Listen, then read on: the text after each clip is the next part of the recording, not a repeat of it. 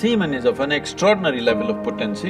You are using it to spill it on the JNU bed sheets, okay? If that's how you're using it, well, that's your compulsion. We have a biology, we cannot put it under the carpet, it's there. Body has its needs, as there is physical hunger, so there is sexuality, but to what extent is your choice. So in the yogic culture, this is called as virya. It is one of the most potent things. Obviously, it has a potency if you know how to explore.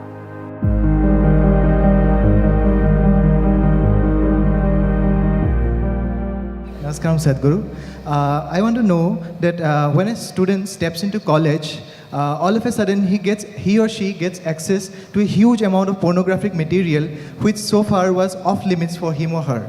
And in the process, he or she enjoys that, and as we said, he or she experiences heaven on earth. But, and we even have nicknames for those people who overdo it. They masturbate.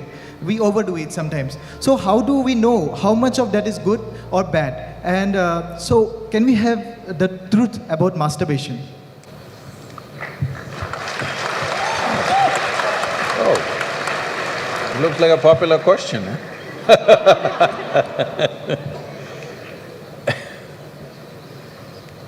See, we have a biology, we cannot put it under the carpet, it's there.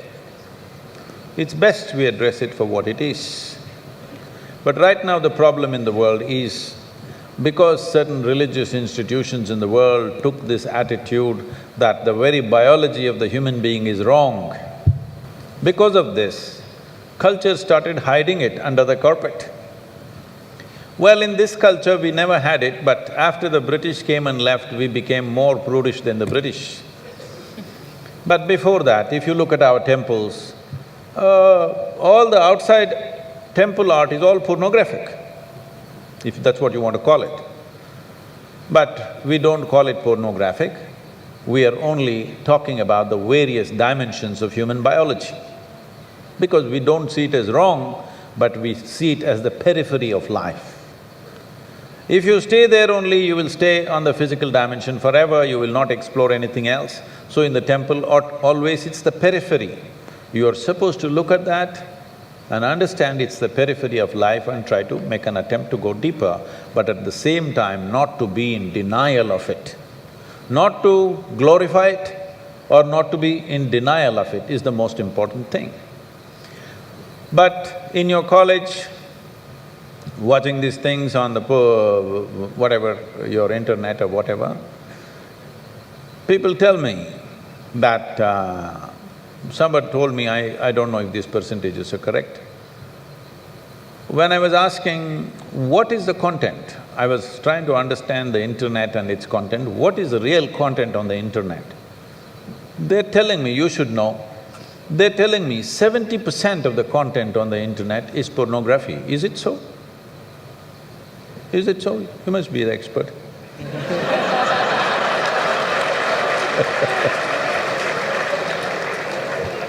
Is somebody doing PhD on it? They told me 70%. I said 70% is unreasonable and sick levels of pornography. If it occupies a small percentage, it's okay. 70% of a technological platform which could do millions of things, unfortunately is pornographic. Just biology of life. It's very unfortunate because once you come as a human being, your biology is not the front end of your life. It is one part of your life.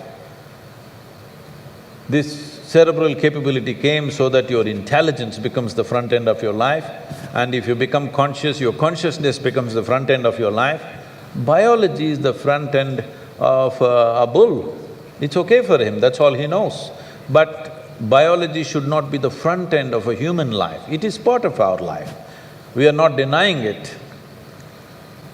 So, at a certain stage in your life, it's like this. A 95-year-old man went for a medical checkup with his doctor. The doctor did a thorough checkup and said, "Hey, old boy, you're doing great for 95, no problem with you." Then the old man asked, "Doctor, but what about my sex life?" Then the doctor looked at him and asked, thinking about it or talking about it?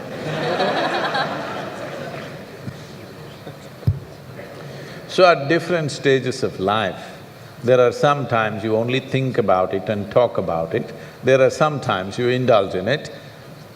These are passing phases of life. How much of it is needed for you, you are the best judge. But at the same time, you came here not to explore your biology.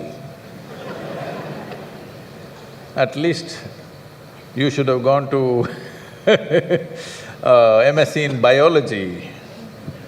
You shouldn't be wasting your time in a technological institute exploring biology. Does it mean to say you don't have biology, you don't have biological needs? You have, it's fine, but it must be on the periphery. It should not become the core of your life because it will reduce you in the sense. A creature which was purely biological evolved into a place which has an intelligence of its own beyond its biology. See, animal intelligence works for its biology alone. How to get its food, how to get its mate, this is all its entire life is. If human intelligence also functions like that, you are bellying the evolutionary process. You are seeing how to go back, take the evolutionary process backward, not necessary. This does not mean you do not have a body has its needs, as there is physical hunger, so there is sexuality. You have to address it in some way. But to what extent is your choice, but definitely it should not be the front end of your life because you're rolling back evolutionary scheme of putting your intelligence and consciousness in the front. Instead of that, you're putting your biology in the front.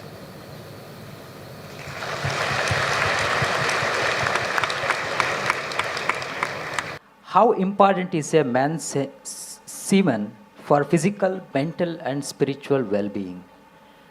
Can wasting our semen damage us spiritually? Well, you know, semen is the basis of your physical existence, whether you're a man or a woman. You have come into existence because that is 50% of the ingredient, yes?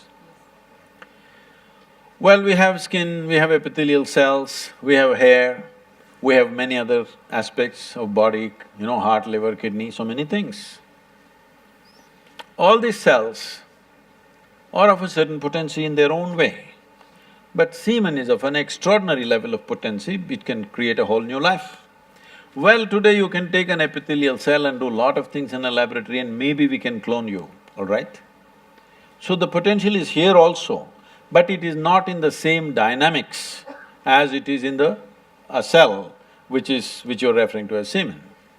So in the yogic culture, this is called as virya. Virya also refers to what you call as vajra, which means stability, or diamond, which is the hardest thing. So in the human body, virya is considered to be like vajra. That means it is one of the most potent things if you know how to use it. Well, how to use it means you can use it to produce a child, that's one thing. Well, if you are… this question is coming because you are using it to spill it on the JNU bed sheets, okay? If that's how you're using it, well, that's your compulsion, you're doing whatever you're doing. This is not something to be judged morally, that's not the point, it's a question of what is the level of compulsion that one has. But anything in this body, can it be transformed into a different level of function? Absolutely. Not just semen, just everything in this body can be transformed. See, suppose I gave you all soup-making ingredients, same soup-making ingredients to every one of you. Do you believe all of you will produce the same soup? No. You will produce 500 varieties of soups, those same ingredients. That's all that's happened with us right now. All of us are fundamentally same ingredients, but see how different each one of us are. Different soups. Well, if I give you soup-making ingredients, either you can make a great soup or a lousy soup. Depends what kind of skills you have, isn't it? So this goes for everything, not just for semen. Every dimension of your body and your mind, you can transform into something tremendous, or you can make it mediocre, or you can make it a serious problem. Every aspect of your life. That goes for this aspect of life also.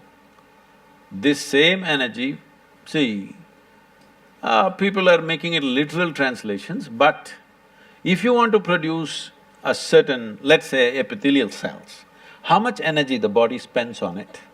And if you want to produce a cell which you call a semen, how much energy body spends is very different. This can be scientifically established. So, when you're investing so much energy in that, obviously it has a potency if you know how to explore.